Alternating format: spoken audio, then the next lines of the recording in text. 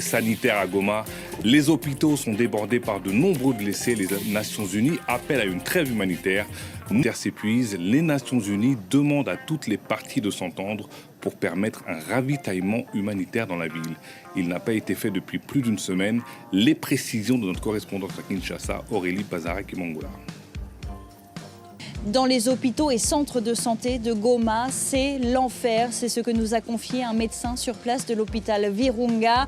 Alors déjà sous tension, les infrastructures médicales de la ville sont maintenant débordées depuis une semaine. Elles font face à un afflux massif de blessés et surtout, elles manquent de tout. Eau, électricité, médicaments et même de place. Les blessés sont installés à même le sol ou dans les couloirs.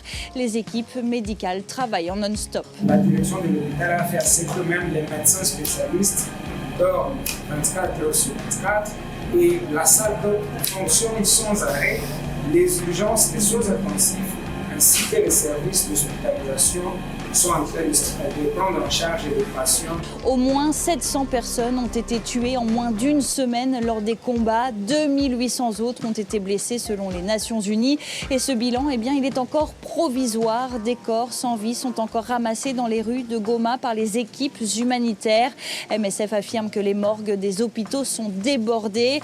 À Goma, beaucoup d'ONG ne peuvent plus travailler. Leurs stocks de médicaments ou de vivres alimentaires ont été pillés. Les plus de 500 000 personnes déplacées qui vivent aux alentours de Goma sont quasiment sans aide.